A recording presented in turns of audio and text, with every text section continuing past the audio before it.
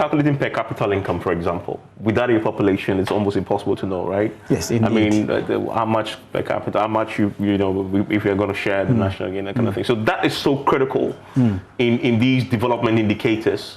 Okay, we only say, people say, I mean, I'm just saying this because people need to understand the link between what you're doing and how our development is measured, you know, by statisticians like yourself and economists.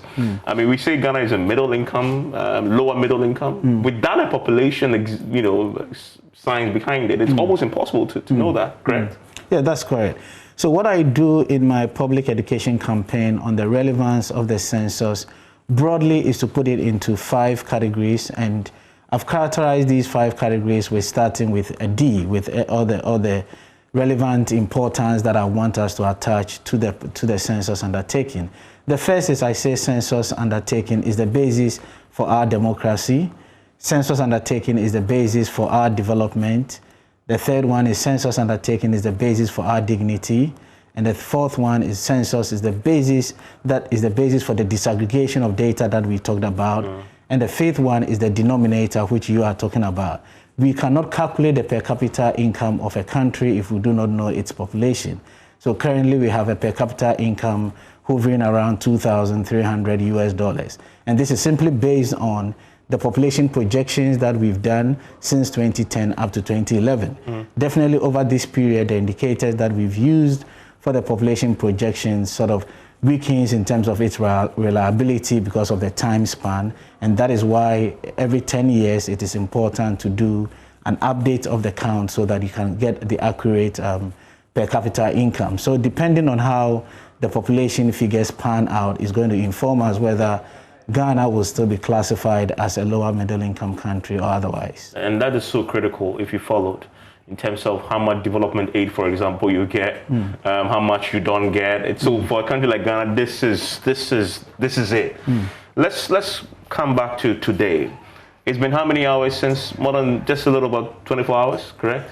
Since you started? Yes, about 24 hours. Yesterday around this time, we're wrapping up our activities for the Census 9 celebration. We scheduled our activities yesterday in such a way that by 7 p.m. we would move out to target our outdoor sleepers, that is the homeless population. We didn't want to go at a time that they are asleep for us to wake them up for the counting to be done. So the schedule was such that between 5 p.m. and 7 p.m. we do all the celebrations so that people would be aware of the relevance of the Census 9, then counting of persons who were in transit. So as you indicated, we visited a terminal point so that people were departing and arriving, we could capture data on them.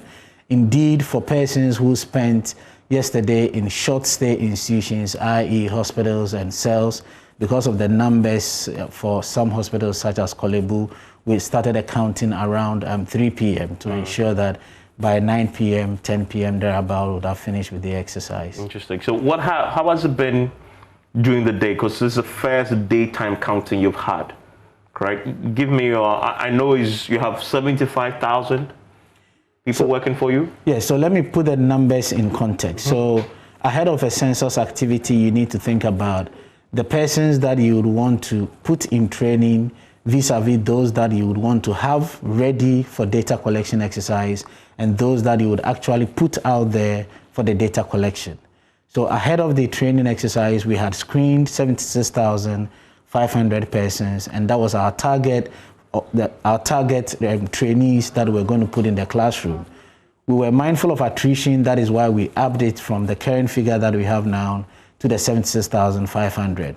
We ended up having 75,500 thereabout in the classroom.